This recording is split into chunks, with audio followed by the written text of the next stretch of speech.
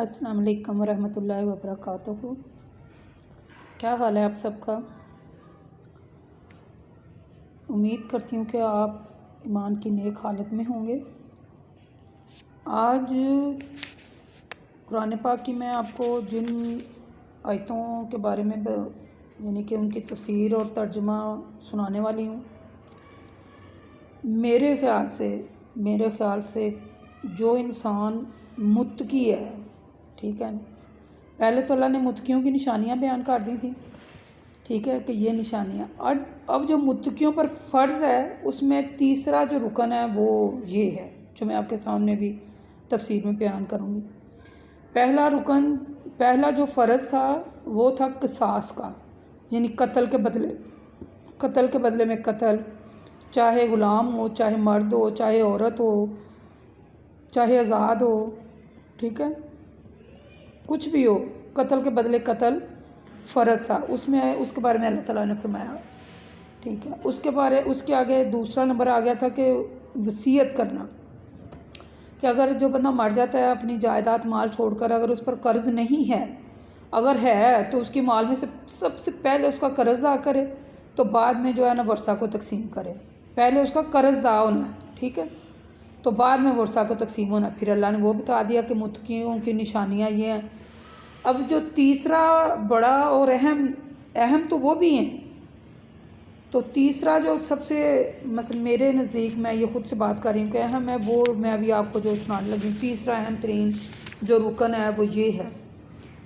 बिस्मिल्लाहिर्रहमानिर्रहीम, सूरत बकरा है, आयत नंबर 173 और 174, दो आयतें हैं जी ये, और मेरा ख्याल है ये दो आयतें ही काफ़ी हैं आज की वीडियो के लिए।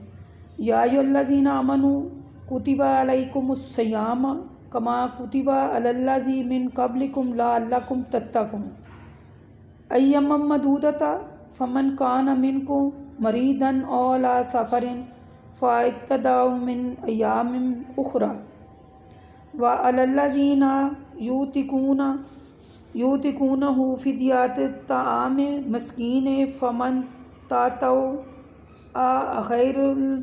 खैरन फ़हुव खैरुल लहु व अन तासूमु खैरुल लकुम इन कुंतुम तालमून। ठीक है, यकीनन मेरे आयत पढ़ने में आपको समझ आ गई होगी कि आज का हमारा मौजू क्या है। आज का जो हमारा मौजू है वो यानी कि रोज़े के मुतल्लिक़ है, ठीक है, रोज़े के मुतल्लिक़ है। आज का हमारा जो मौजू है वो रोज़ा है। रोज़ा, ऐ ईमान वालों, तुम पर रोज़े फ़र्ज़ किए गए हैं, ठीक है। ये तीसरा फ़र्ज़ है जो ईमान वालों पर फ़र्ज़ किया गया है, तीसरा। जिस तरह तुमसे पहले लोगों पर फ़र्ज़ किए गए थे ताकि तुम रोज़ों के ज़रिए मुत्तकी बन जाओ, ठीक है। रोज़ों के दिन कुछ ख़ास ज़्यादा भी नहीं है ताकि तुम घबरा जाओ, ठीक है। तो गिनती के चंद दिन हैं, फिर इनमें भी ये सहूलत है कि तुम में से जो शख्स मरीज़ हो, सफ़र में हो, वो दूसरे दिनों में भी रोज़ों की गिनती को पूरा कर ले। और जिन लोगों को रोज़े रखने की ताकत नहीं है लेकिन रखना ना चाहें, तो वो बतौर फ़िदिया हर रोज़ के इवज़ एक मिस्कीन को खाना दे दें। फिर जो शख्स फ़िदिया देने के लिए इसके इख्तियार के बावजूद खुशी से नेकी करे, यानी रोज़ा रखे, तो वो उसके हक़ में बेहतर है।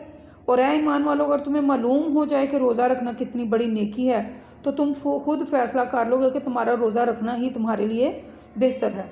खैरुल लकुम इन कुंतुम तालमून, कि तुम्हारे लिए बेहतर है यही कि तुम खुद रख लो, अगर तुम्हें पता चल जाए कि रोज़ा रखना कितनी बड़ी नेकी है,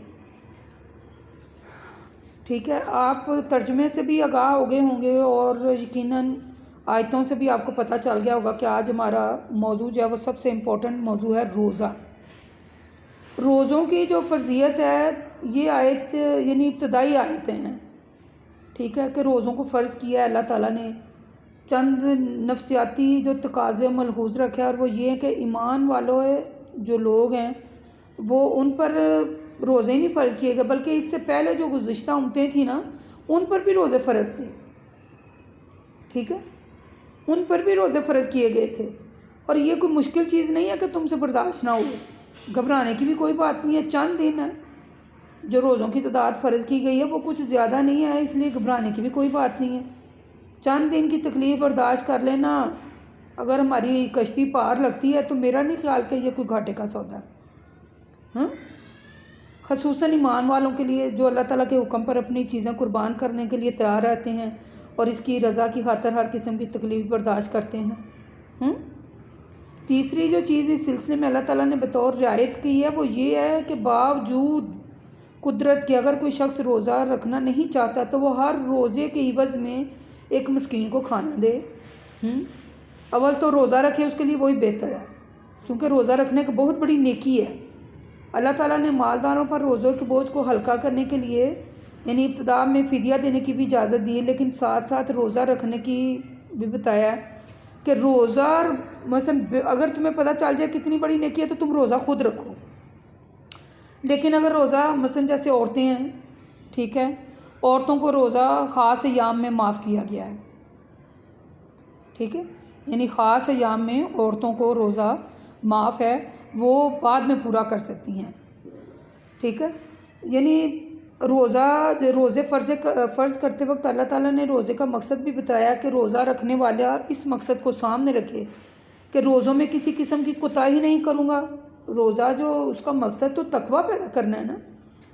دیکھیں، روزے میں چند حلال چیزیں بھی حرام ہو جاتی ہیں. مثلا روزے میں نہ کھا سکتا ہے نہ پی سکتا ہے.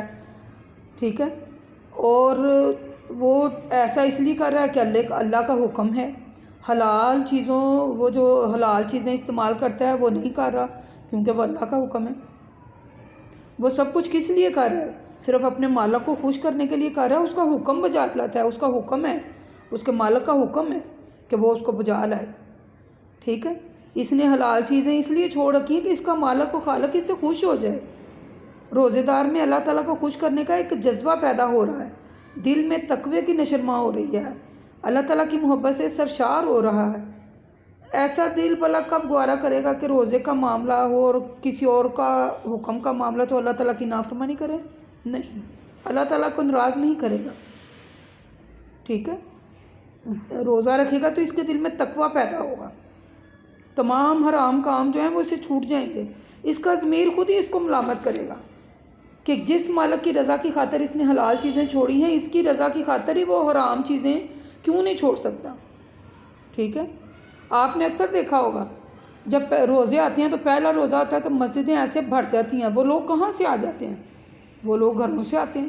اور عام حالات میں وہ دیکھیں پھر وہی چاند ایک نمازی جو 8-10 نمازی مسجد میں ریگولر آتے ہیں تو وہی نمازی رہ جاتے ہیں. وہ کیا ہے؟ کیا ہے وہ صرف محض مثلا ان کے دل میں بھی وہ بات جاگ اٹھتی ہے کہ روزہ رکھنا ہے اور اللہ تعالیٰ کی عبادت کرنی ہے. آپ نے دیکھا روزے میں خاص کر جو پہلے ایام کے روزے ہوتے ہیں تو ان میں لوگ بھاگ بھاگ کے مسجدوں میں آتے ہیں. مسجد اتنے آتے ہیں کہ باہر جوتیوں پر جگہ جو ہوتی ہے نا وہ بھی بھری ہوئی ہوتی ہے. جو شخص روزے میں صرف کھانا پینا چھوڑتا ہے اور حرام چیزوں کو نہیں چھوڑتا وہ حقیقی روزے سے محروم رہتا ہے.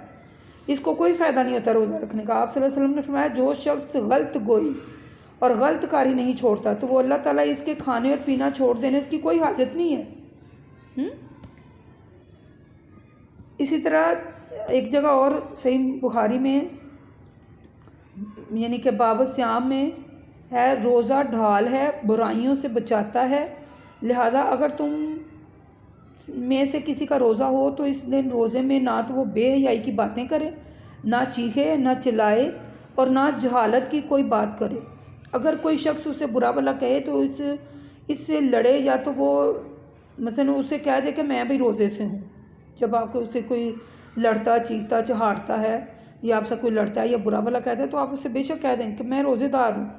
ٹھیک ہے، مدرسہ پہلا حدیث سے یہ معلوم ہوا ہے کہ روزے میں نہ کوئی خلاف شرع بات کرے. ٹھیک ہے، نہ کوئی ایسا کام کرے جو روزے دار کے وقار کے خلاف ہو. اگر کوئی شخص روزے میں ایسا کرے تو روزہ کا مقصد ختم ہو جاتا ہے. چند حلال چیزیں چھوڑ دینے کا نام روزہ نہیں ہے. کیا آپ چند حلال جو چیزیں ہیں کہ کھانا پینا چھوڑ دیتے ہیں، پانی پینا چھوڑ دیتے ہیں، وہ روزہ نہیں ہے. آپ جھوٹ نہیں بولیں، غلط کام نہیں کریں، زبان سے غلط بیانی نہ کریں، گناہ والے کام نہ کریں. ٹھیک ہے، اللہ کے حکم کی پابندی کر رہے ہیں ہم لوگ، اللہ کو خوش کر رہے ہیں ہم لوگ. تمام برے کاموں سے اپنے آپ کو روکنا چاہیے. اگرچہ روزے سے تقویٰ پیدا نہ ہو تو روزے میں بھی اور روزے کے بعد میں بھی برے کام ہوتے رہیں تو روزہ بے مقصد اور بے فائدہ ہوتا ہے وہ. ہاں، اللہ تعالیٰ نے یہ بھی فرمایا کہ روزہ رکھنا فدیہ دینے سے بہتر ہے، اس لیے کہ روزہ ایک بہت بڑی نیکی ہے، یہ ایک بہت بڑی قربانی ہے، ایک بہت بڑی تربیت ہے.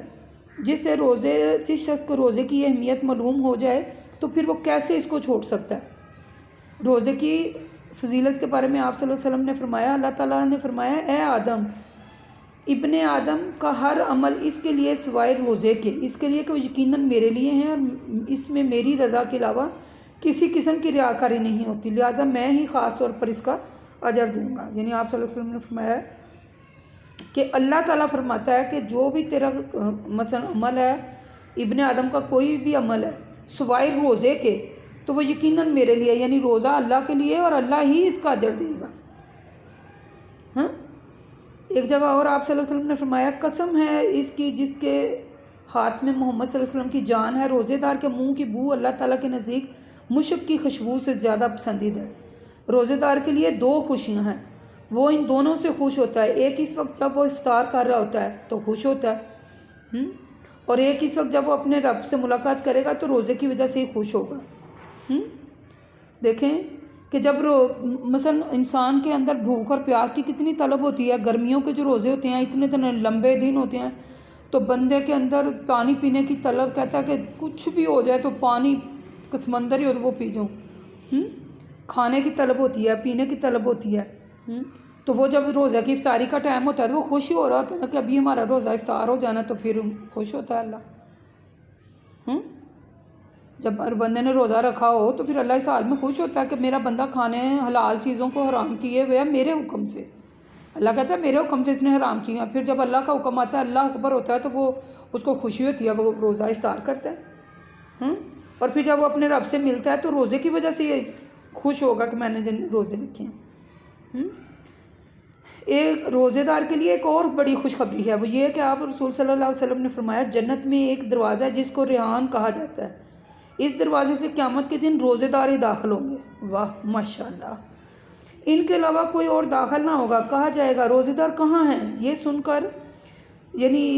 سن کر روزے دار کھڑے ہو جائیں گے اور وہ اس دروازے سے جنت میں داخل ہو جائیں گے، کوئی دوسرا اس دروازے سے داخل نہ ہو سکے گا. پھر جب وہ سب داخل ہو جائیں گے تو ایسی حالت میں دروازہ بند کر دیا جائے گا کہ اس دروازے سے کوئی دوسرا داخل نہ ہوگا. سبحان اللہ. دیکھیں روزے، میں نے آپ کو آیت کے شروع میں کہا تھا نا کہ یہ آیت جو ہے بڑی اہمیت کی حامل ہے، بڑی زندگی میں بہت اہم ہے، بہت، خاص کر عورتوں کے لیے تو بہت اہم ہے. عورتوں کے لیے دیکھیں، ہمارے پاس پیسے ہوں تو زکوٰۃ دے لیں گے، نہیں تو وہ بھی ہمیں معاف ہے. ٹھیک ہے، تو مثلا وہ جو قتل کا جو پہلا تھا، قتل کا، قصاص کا، وہ بھی معاملات ہیں لیکن کم. لیکن روزے کا معاملہ، اس میں اللہ تعالیٰ نے دیکھیں کتنے زیادہ انعامات رکھے ہیں. ٹھیک ہے، کتنے زیادہ انعامات رکھے ہیں جو بندہ خود میں روزہ رکھے. یعنی اللہ تعالیٰ نے خود فرما دیا کہ روزہ ایک بہت بڑی نیکی کا کام ہے.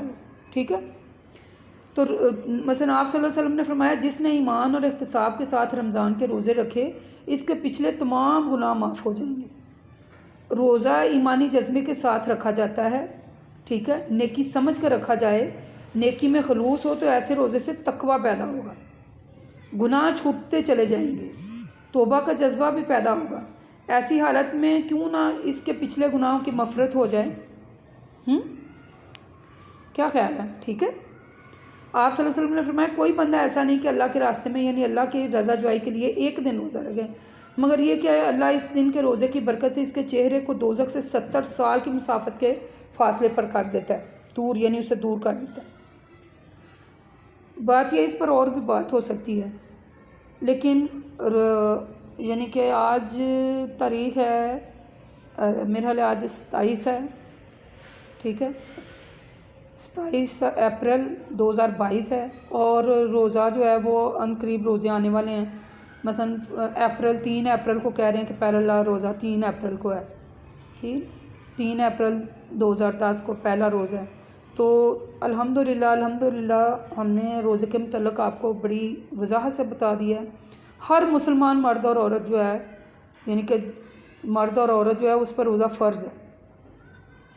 تو خدا را اگر یہ روزہ فرض ہے، اس کے بارے میں دیکھیں سب سے زیادہ جو حدیثیں ہیں اور بھی مثال کے بارے میں، لیکن اس کے بارے میں اللہ تعالیٰ نے ہمیں خوشخبریاں سنا دی ہیں کہ جو بندہ روزہ رکھے یہ بہت بڑی، یعنی کہ ہم لوگ کہتے ہیں نیکی، اور کیا بہت بڑی نیکی ہے، ٹھیک ہے۔ میں صرف اس کے آخر میں یہی کہہ سکتی ہوں کہ فرض ہے، روزے فرض کر دیے گئے ہیں، ان کو ہرگز نہ چھوڑیں۔ روزہ رکھنا بڑی نیکی ہے، اس کے بہت سے فضائل ہیں۔ کوشش کریں کہ آپ روزہ رکھیں اور کہیں ان فضائل سے محروم نہ رہ جائیں۔ اگر ہم چاہتے ہیں کہ ہمیں تقویٰ پیدا ہو تو ہمیں روزہ رکھنا چاہیے، ٹھیک ہے۔ تمام بےہودہ مشاغل جو ہیں، بےہودہ باتیں جو ہیں، مثلا ان کو ایک طرف رکھنا چاہیے۔ حقیقی روزہ ہی وہی ہے جس میں اللہ تعالیٰ کی کوئی نافرمانی، کوئی بھی نافرمانی نہ کی جائے، تمام حرام کاموں سے یعنی کہ بچا جائے، ٹھیک ہے۔ وما الینا الا البلاغ المبین وقولوا قولی ھذا لی استغفر اللہ۔ اے اللہ پاک، جو ہم سے غلطیاں ہو گئی ہیں ان معاف کر دے، اور ہمیں صحیح پڑھنے کی اور اس کو سمجھنے کی توفیق عطا فرما، آمین۔